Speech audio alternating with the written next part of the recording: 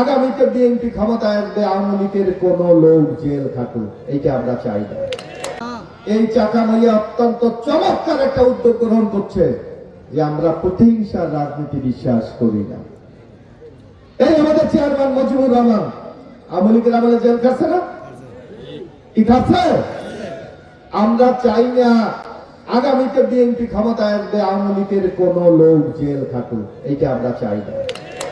তারা ভুল করেছে, তারা অন্যায় করেছে, তারা অপরাধ করেছে, সেইটা কি আমরা করব? আমরা সেইটা করতে চাই না, বরং আমরা মানুষের জন্য কাজ করতে চাই। আপনারা আমাদেরকে সহায়তা করেন, আমাদেরকে ভোট দেন, ইনশাআল্লাহ আপনাদের এই সমস্যাগুলি আমরা সমাধান করে দেব। যার জন্য কুয়াকাটাকে যদি আমরা একটা আন্তর্জাতিক পর্যটন কেন্দ্র করতে পারি, এই এলাকার মানুষের ভাগ্যের চাকা ঘুরে যাবে।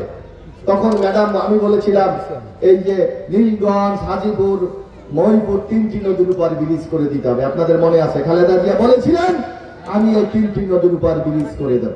আমাদের মা বোনরা এখানে আছেন, দেখবেন এই যে আগামীতে ভোট হবে না বাংলাদেশে, আপনাদের চাকামাইয়া যে ভোট হবে প্রায় 15,000 ভোট হবে, 17,000 ভোট, এর মধ্যে কিন্তু অর্ধেক কিন্তু আমাদের মা বোনরা। এই অর্ধেক মহিলাদেরকে, নারীদেরকে বাইরে রেখে একটা সমাজের কি উন্নয়ন সম্ভব? যার জন্য আমাদের নেত্রী বেগম খালেদা জিয়া দেখবেন এই নারীদেরকে শিক্ষিত করার জন্য উনি মেয়েদের শিক্ষাকে ফ্রি করে দিয়েছিলেন। কি স্কুলে গেলে কি আপনাদের মেয়েদের বেতন দিতে হয়? বেতন তো দিতেই হয় না, বরং সবাইকে টাকা দেওয়া হয়, উপবৃত্তি দেওয়া হয়। এটা করেছিল আমাদের নেত্রী বেগম খালেদা জিয়া। আমরা যখন ক্ষমতায় ছিলাম প্রাইমারিতে মেয়েদের জন্য 60% শিক্ষকের কোটা নির্ধারণ করেছিলেন বেগম খালেদা জিয়া। সুতরাং এই দেশের মেয়েদের উন্নয়নের জন্য যত আজকে বিধবা ভাতা বলেন, বয়স্ক ভাতা বলেন, এগুলি করেছিলেন বেগম খালেদা জিয়া, শুরু করেছিলেন। পরবর্তী সরকারগুলি হয়তো প্রথম 100 ছিল, পরে 200 করেছে। আমরা বলতে চাই আগামী দিনে ক্ষমতায় আমরা যদি ইনশাআল্লাহ দায়িত্ব পাই, এই সংখ্যাকে আমরা আরো বেশি বৃদ্ধি করব।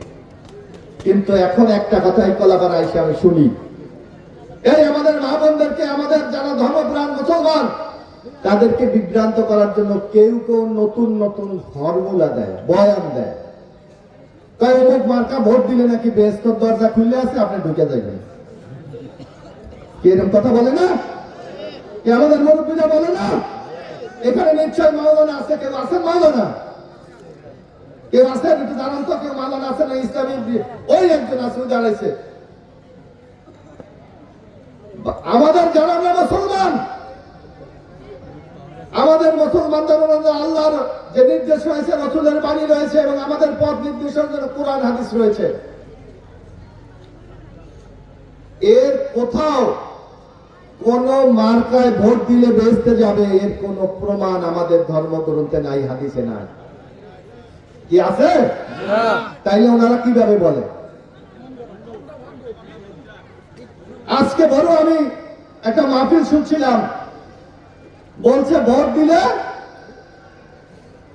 ইসলাম নাকি পাবে। তা আমরা কি ইসলামের বাইরে নাকি? এই চরমানাইরা জামাত ইসলামরা বলে ইসলাম পাবে, তা আমি মুসলমান না, আপনি মুসলমান না, তাহলে ইসলাম পাবে মানে কি? অর্থাৎ মানুষকে বিভ্রান্ত, ওনারা মনে করে ওনারাই মুসলমান আর আমরা কেউ মুসলমানের মধ্যে পড়ি। এই ধরনের বিভ্রান্ত করে আপনাদের কাছে ভোট নিতে চায়, এইটাতে আপনারা বিভ্রান্ত হবেন না।